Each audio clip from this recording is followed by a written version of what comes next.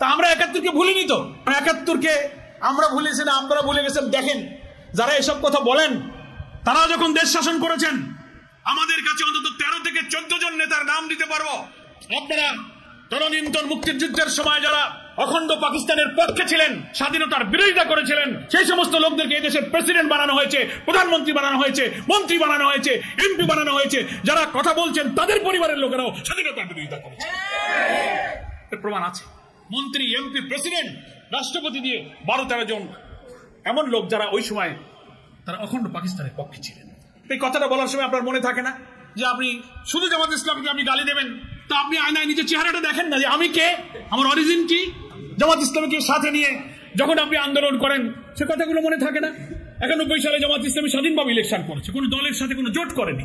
18টা আসনে আমরা বিজয়ী হয়েছি। বিজয়ী হওয়ার পরে আমরা দেখলাম ভারতীয় আধিপত্যবাদ থেকে মুক্ত রাখার জন্য জাতীয়তাবাদী এবং ইসলামী শক্তির প্রতিনিধি হিসেবে আমরা বিএনপিকে, বেগম জিয়া অনুরোধ করলেন, আমাদের আমিরের কাছে তারা দরবার করলেন, আমরা সরকার গঠনে আমরা নিঃস্বার্থ সমর্থন দিলাম। না কোনো মন্ত্রী চাইলাম, না কোনো এমপি চাইলাম, না কোনো পদকর্মী চাইলাম, একটা চাও আমরা খাইনি। দেশের স্বার্থে আমরা সেদিন রাষ্ট্র গঠনে সাহায্য করেছি। তার বিনিময়ে কি দিলেন? পরের বছরই আপনি গোলাম আজমকে গ্রেফতার করলেন, ক্যাম্পাসে ক্যাম্পাসে আমাদের ইসলামী ছাত্র শিবিরের ছেলেদেরকে শহীদ করতে লাগলেন। এই তো তার বিনিময়। আমরা তো তা কোনোদিন বলিনি।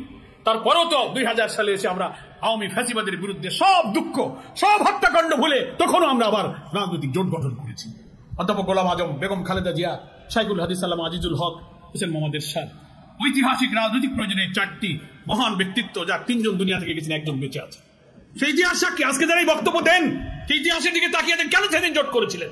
বক্তৃতার পরে যে মীমাংসিত সব বিষয়গুলো নতুন করে টানতে চান, বক্তৃতার সময় কথাগুলো মনে থাকে না? রফিকুল ইসলাম খান ভাই বলেছেন ৭১-এর স্বাধীনতার ইস্যুটা কিন্তু যাকে বাংলাদেশের স্বাধীনতার স্থপতি আপনারা বলেন, সেই শেখ মুজিবুর রহমানের জীবদ্দশায় কিন্তু ৭১-এর বিষয়টা তিনি মীমাংসা করে গেছেন।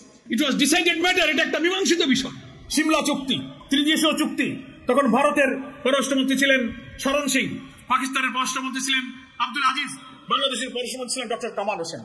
3 জন পররাষ্ট্রমন্ত্রী চুক্তিতে আবদ্ধ হয়ে ফরগিভ এন্ড ফরগেট, দ্বিধাদ্বন্দ্ব ভুলে আমরা স্বাধীন হয়েছি, দেশে ভালো মিলেমিশে থাকবো, আমাদের আর কোনো পক্ষ বিপক্ষ থাকবে না। কোলাবোরেটর অ্যাক্টকে বাতিল করে দিলেন, জেনারেল অ্যামনেস্টি ঘোষণা করলেন, 195 জন পাকিস্তানি যুদ্ধাপরাধী সেনা অফিসারকে মুক্তি দিয়ে দিলেন, 73 ওয়ার ক্রাইম ট্রাইব্যুনাল অ্যাক্টের আইন করলেন। যারা সেনাবাহিনী যুদ্ধ করেছে, যুদ্ধর সাথে যারা জড়িত তারাই ছিল সেদিনকার যুদ্ধ অপরাধী।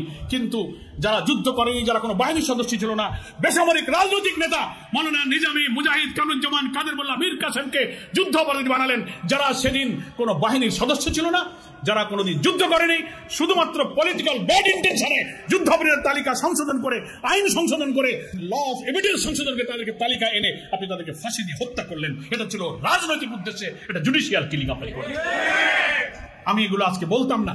দুঃখ পাই 54-55 বছর পরে শেখ মুজিবুর রহমান কর্তৃক মীমাংসিত ব্যাপারের পরে আজকে আবার নতুন করে আপনি জাতিকে বিভক্ত করার জন্য, ভাই আমাদের অনেক পরে মালয়েশিয়া, সিঙ্গাপুরের মতো দেশেরা স্বাধীন হয়েছে। সবসময় রাজনৈতিক প্রশ্নে অনেক বিভক্ত থাকতে পারে, পক্ষে বিপক্ষে। স্বাধীনতার পরে সবাই কিন্তু একসাথে মিলেমিশে দেশ গড়ে। কিন্তু আমরা 54 বছর পরেও শুধুমাত্র দলীয় হিত স্বার্থে আমরা মীমাংসিত বিষয়গুলোকে টেনে এনে ক্ষত সৃষ্টি করে জাতির মধ্যে বিভক্তি এবং অনৈক্য তৈরি করার চেষ্টা করছি। এই জাতিকে গড়া যাবে না। এই জন্য আমরা বলি, জুলাইয়ের গণ অভ্যুত্থানে যে জাতীয় ঐক্যের ইস্পাত কঠিন নমুনা আমরা দুনিয়াকে দেখিয়েছি, আসুন সেই জাতীয় ঐক্যের ভিত্তিতে আমরা এই দেশটা আর একবার গড়ার জন্য পরিশ্রম করি, প্রচেষ্টা চালাই। ফ্যাসিবাদ বিরোধী সংগ্রামের সকল রাজনৈতিক দলের কাছে আমার আকুল আবেদন থাকবে, আসুন নিজেদের এই বিভেদ বিতর্ক টানার দরকার নাই। আপনি যখন দাঁড়িয়ে এই পুরানো ইস্যু নিয়ে কথা বলবেন জামাত ইসলামের বিরুদ্ধে, আয়নায় দাঁড়িয়ে আপনি আপনার রাজনৈতিক ইতিহাসটা একটু দেখবেন। আপনার মুরব্বীরা কি বলে গেছেন? তারা জোট করার সময়, রাজনীতির সময়, ভোটের সময়, সরকার গঠনের সাহায্যের সময়, রাষ্ট্রপতি নির্বাচনের সময়, আন্দোলনে একসাথে হাতে হাত ধরে গুলির মুখে জীবন দিয়ে যখন লড়াই করেছেন, তখনই সব পুরনো কথা মনে ছিল না? এই কথাগুলো আয়নায় দাঁড়িয়ে একটু ভাববেন। আমরা সব রাজনীতিরা বক্তৃতা করার সময় একটা নীতিগত কথা বলে থাকি, ব্যক্তির চেয়ে দল বড়, দলের চেয়ে দেশ বড়, বলি না? এই কথাটা বলার সময় আমরা বলি, কিন্তু কার্য তো দেশের চেয়ে দল বড়, দলের চেয়ে ব্যক্তি বড়, কথা কাজে কিন্তু সেটাই এখন অনেকেই দেখাচ্ছেন। একথা কেন বলেন? আমি বলবো, হ্যাঁ, দল ভিন্ন হলে ভিন্ন ভিন্ন মত থাকতে পারে, কিন্তু জাতির ন্যাশনাল কিছু কমন ইস্যু তো আছে। আমার স্বাধীনতা, আমার অখণ্ডতা, আমার আধিপত্যবাদ বিরোধী চেতনা, দুর্নীতিমুক্ত সমাজ, সততা, ন্যায়নিষ্ঠবাদ, সাম্য, সামাজিক সুবিচার, ন্যায় নীতি রাষ্ট্র প্রতিষ্ঠা, এ ব্যাপারে তো কোনো দলের মধ্যে দ্বিমত নাই। আমরা এই জায়গায় এক থাকি। চট করে কিছুদিন পর, যতদিন ওই যে আমি আবার বলেছি, যতদিন আমি আপনার সঙ্গে থাকি তখন আমি আপনার সঙ্গী, যেই থাকি না সেই জঙ্গি। এই স্লোগানটা ভুলে যান। এখন আর এই 54 বছর পরে এই নতুন নিউ জেনারেশন আপনার এই ভাঙা রেকর্ড বাজালে এই গান আর এই জাতি শোনে না। এটা মানুষ আর খায় না। ওরাই তো দেখেছে 91, ওরা 2001 দেখেছে, ওরা দেখেছে। এগুলো পুরনো গান আর মানুষ শুনতে চায় না। ওই গাজী কালু, চম্পাবতী, সিরাজউদ্দৌলার গানের রেকর্ড শুনতাম ছোটবেলায়। এখন ওই গান বাজালে কি নতুন প্রজন্ম শোনে?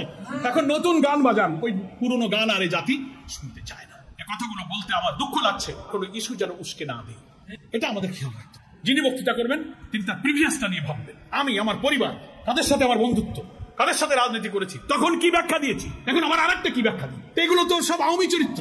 আওয়ামী লীগের লোকেরা এইসব ইস্যু টেনে এনে আলেম ওলামা, হাজার হাজার লোককে কারাগারে ঢুকিয়েছে। আলেম ওলামা, পীর, মাশায়েখ সমস্ত ব্যক্তিদেরকে ফাঁসি দিয়েছে, জঙ্গি বলেছে, মুক্তিযুদ্ধের ইস্যু টেনে এনেছে। যখনই ভারতীয় আধিপত্যবাদী আগ্রাসনের বিরুদ্ধে আমরা কথা বলি, বলে এরা জঙ্গিবাদ। সেজন্যই তো এই যে তুলসী গ্যাবার্ড, মার্কিন যুক্তরাষ্ট্রের যিনি ইন্টেলিজেন্সের চিফ, ইন্ডিয়া এসে কথা বললেন আর ভারতীয় গণমাধ্যম ফলো করলো। সংখ্যালঘুরা তাদের ভাষায় নিরাপদ নয়, এটা ট্রাম্প কার্ড চালায় দিয়ে দেশকে অস্থির করার চেষ্টা করলো।